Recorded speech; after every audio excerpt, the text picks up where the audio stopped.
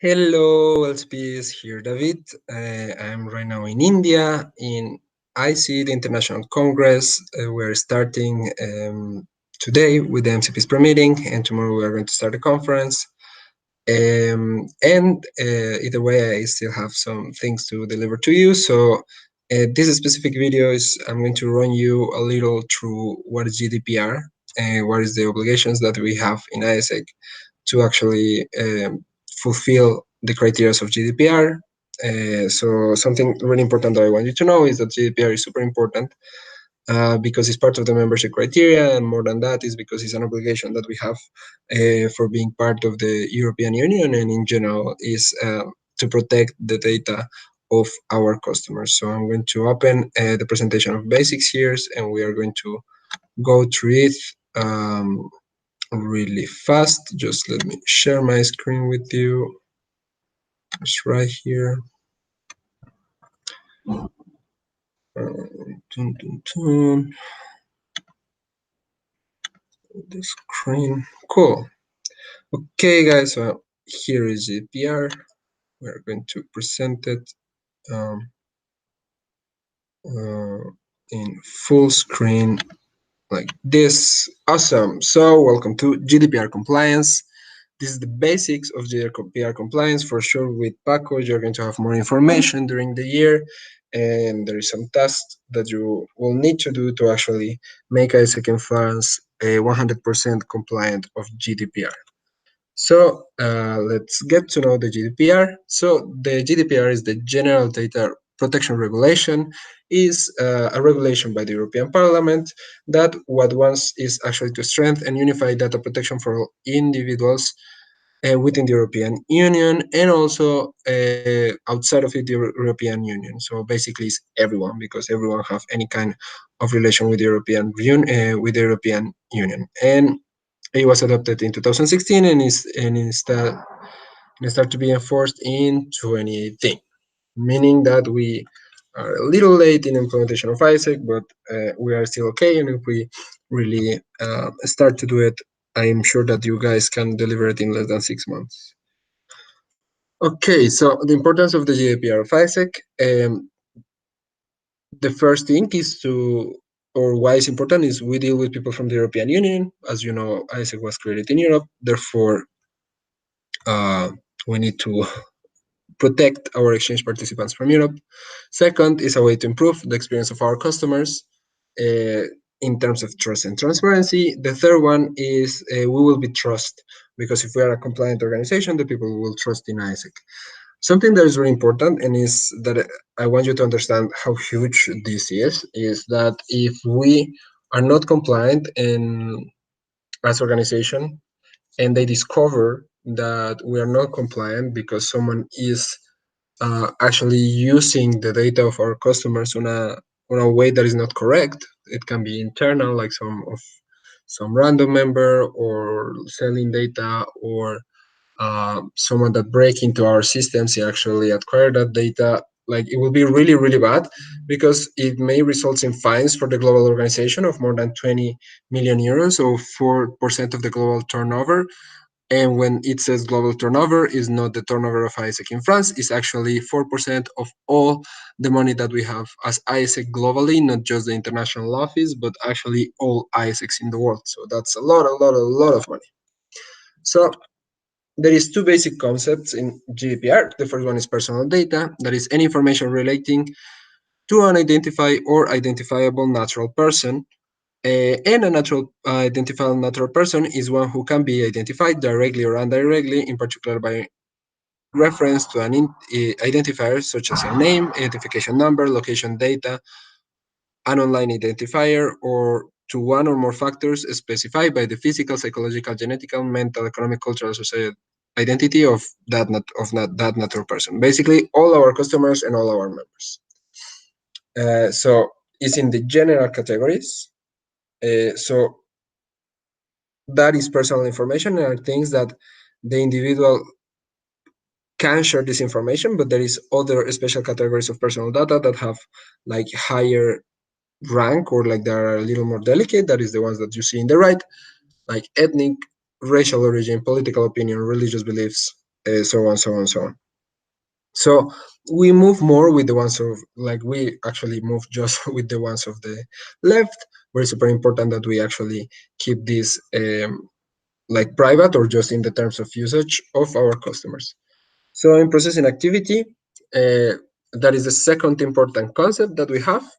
So remember that the first one is personal data, second one is processing activity, is any operation or set of operations which is performed on personal data or on sets of personal data, whether or not by automate means, such as collection, recording, organization, instruction, and storage, updation or alteration, retrieval, consultation, use, disclosure by transmission, dissemination, or otherwise making available, alignment, or combination, restriction, erasure, or destruction. So it's any kind of thing, basically, if we translate this to normal words, is any kind of thing that we do with the data of our customers or members. So what are the principles? So this is when it gets interesting for the organization, because we are going to actually analyze the principles.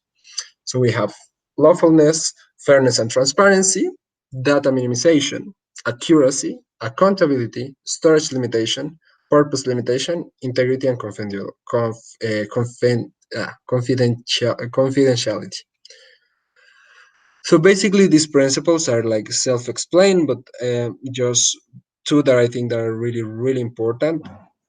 Is the first one, and is lawfulness, fairness, and transparency, and is personal data shall be processed lawfully, fairly, and in a transparent manner in relation to the data subject. So, like, what does this say? And is that if we are going to use data for exchange, we can just use it for that. We cannot use the data of our customers for any other thing that is not related to our core business. Uh, and the other one that I think that is really important is the integrity and confidentiality. Sorry. And is that personal data shall be processed in a manner that ensures appropriate security of the personal data, including protection against unauthorized or unlawful processing and against accidental loss, destruction, or damage using appropriate technical organizational measures. So this is GDPR implementation, and it's specifically a process that is run um, or lead by the national level, but that actually is going to change some of the things that we do on the organization. So to put you a really simple example, before in EXPA, we were being able to see what was the email of our EPs, but since the GDPR started to be adapted to the platforms, we right now we can just see an encoded version of this email. So rights of the data subject. So the first one is to be informed about what we're going to do with their data. That is super simple. Second one is the right to access. That is the right to access of information to see if his or her personal data is any is being processed or is being used.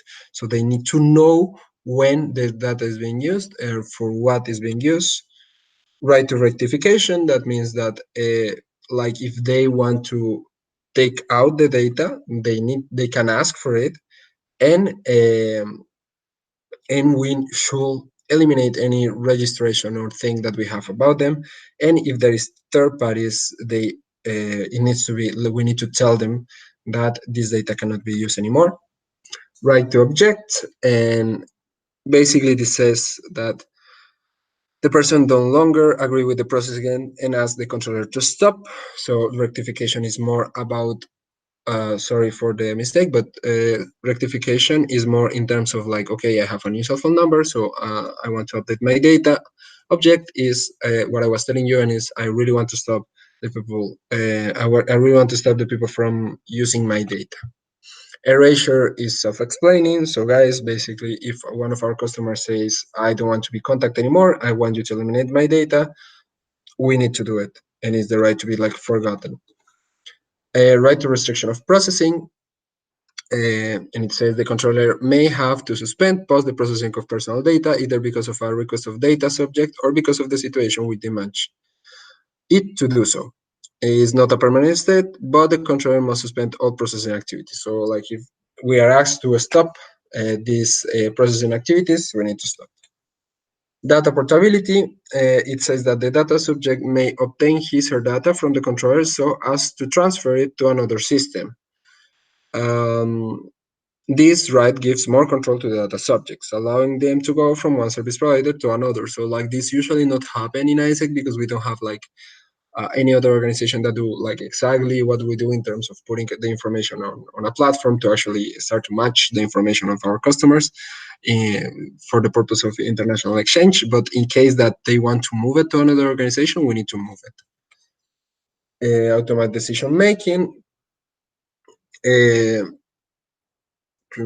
Basically, what it says is that the data subject has the primary right to not be subject of activities only based on automatic processing and whose decision has legal or relevant effects on him. Secondarily, whenever automatic decision making is carried out, either because of a contract or because of the concept of the data subject, she needs to be informed and can raise her point of view, challenge the decision, and obtain a human intervention. So this is when we are already talking about chatbots or any other kind of it can be AI or any other kind of technology that can start to make automated decision making. Like the idea is that this don't happen, just to protect the data of the people. And if it's happening because there is a contract, they can ask to remove this. Right to compensation and liability. It says that the data subject has the right to compensation based on the provisions of the GDPR. Thus, any person having suffered material or non-material damage as a result of the infringement to the data protection rules has the right to receive compensation from the control processor. The liability depends on the specific situation, so it's determined case by case basis. So, like if we misuse the data from our customers, they can ask for a compensation. What are the actions towards compliance? So there is one part that is ISEC International, and there is a part that is the national office. So in the international office, there was tools that were already created. There is already a framework that the entities you guys don't need to do much. You just need to translate some things and update some things, and that's all. But it's a list, or it's kind of a checklist that you need to do. Don't worry, this is going to be mostly moved by the MCVP Finance, but there is some things that are going to be updated. So, for example, in terms of membership registration and that kind of things, and updates in platforms. Other thing is that we really need to educate the network on this. And the last one is that we need to reach the legal compliance. That is not just because it's a membership criteria, as I told you, but also because it's super important because we're actually carrying the information of our customers.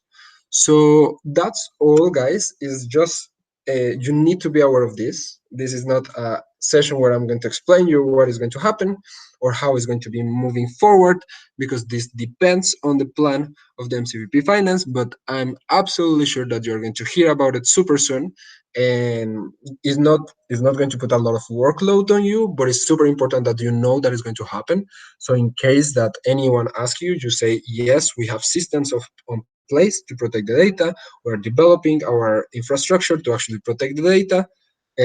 From in the international level, there is a lot of things happening in terms of security for the platform and for the information of our customers. So that's all, guys. That's all the information that I have today for you. So I'm going to